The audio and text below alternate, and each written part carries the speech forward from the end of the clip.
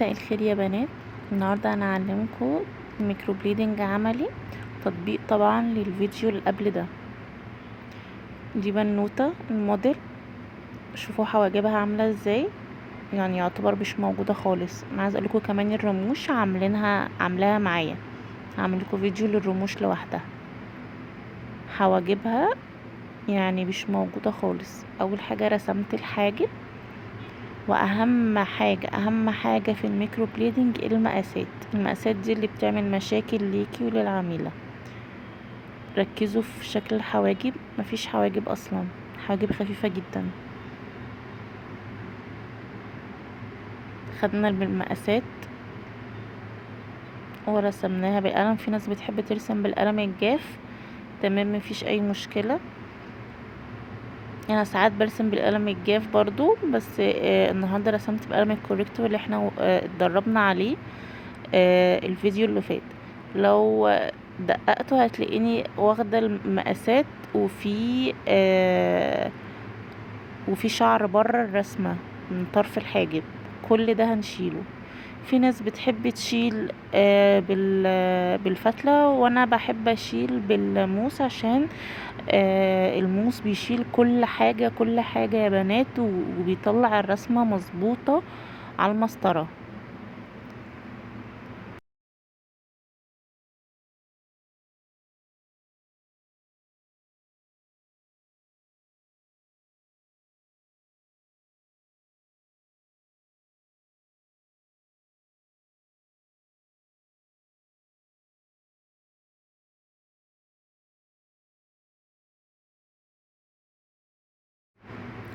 دلوقتي انا بشيل كل الزوائد اللي بره الشعر.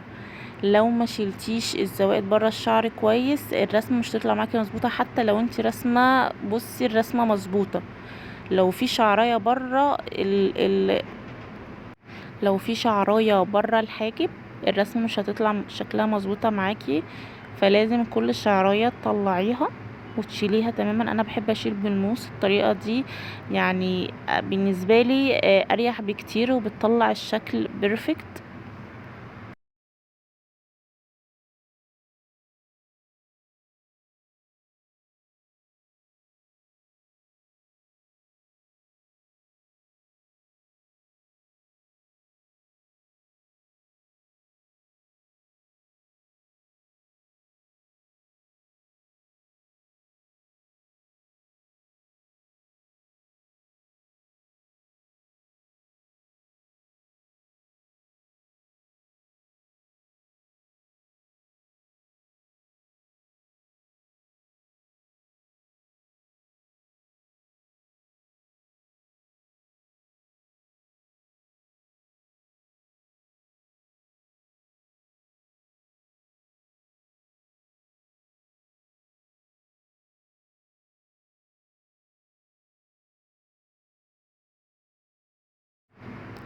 شوفوا بعد ما نضفنا رسمة الحاجب عاملة ازاي. انا مبطئة الفيديو عشان كل حاجة تشوفوها مظبوط. هي طبعا عندها، لو لاحظتوا ان مقدمة الحواجب مش موجودة خالص.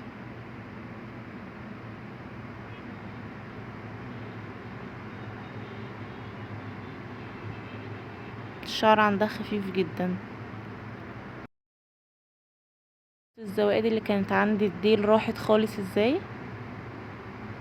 بعد كده نبدأ نشتغل. لما تشتغلي نضيف، الرسمة بتاعتك هتبقى مظبوطة جدا معاكي.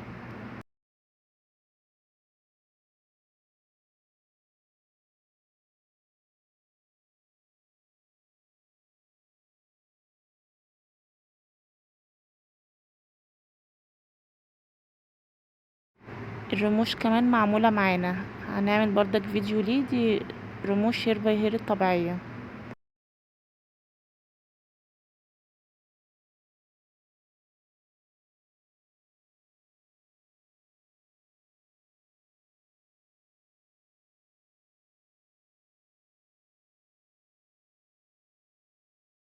هنا بعد ما رسمنا وخلصنا، اول حاجة اهم حاجة، وانتي بعد ما تخلصي الميكرو لازم تسيبي الحبر كده على حواجبها. تسيبيه 10 دقايق. بعد كده بتشيليه بالبلو صب، مش بتشيليه بالوايبس زي ما قلنا في الفيديو اللي فات. البلو صب اهم حاجة وبيبقى امن على البشرة.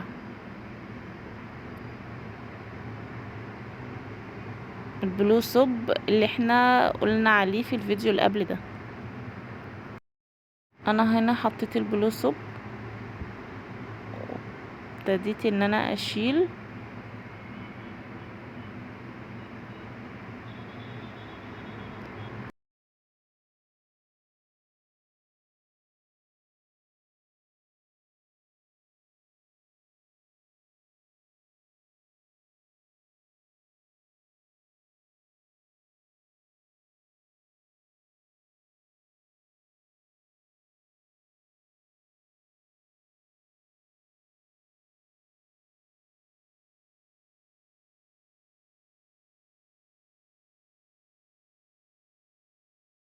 يعني تشوفوا الفرق.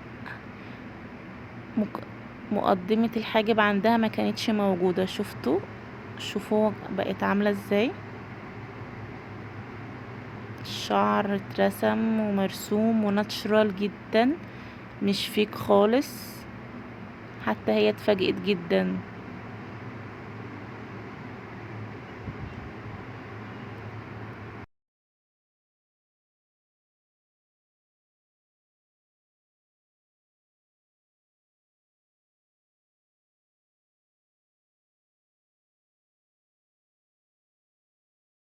بتقولي انا بقيت عندي حواجب. بص الشعرايه ازاي طبيعيه، هقرب لكم من قريب.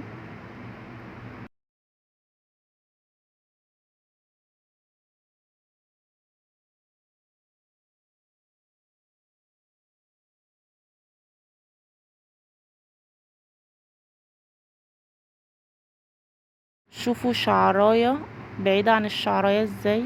وطبعا يا بنات، اهم حاجة الشعر تكون بعيدة عن الشعر، عشان لو رسمت الشعر قريب من بعضه هيسيح. شوفوا الشعر عامل ازاي، زي ما شرحنا في الفيديو اللي قبل ده.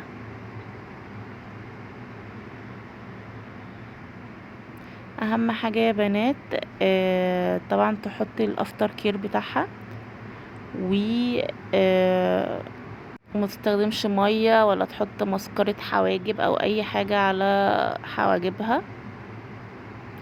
وطبعا الشغل ده قول هيثبت منه 60% او 40%، ده لو بشرة دهنية. البشرة الدهنية بتحتاج 3 جلسات. اما البشرة العادية ممكن يثبت معاكي اول مرة وتاني مرة عادي. لكن اهم حاجة الافتر كير. اعملوا يا بنات سبسكرايب للقناة عشان يوصلكوا كل جديد.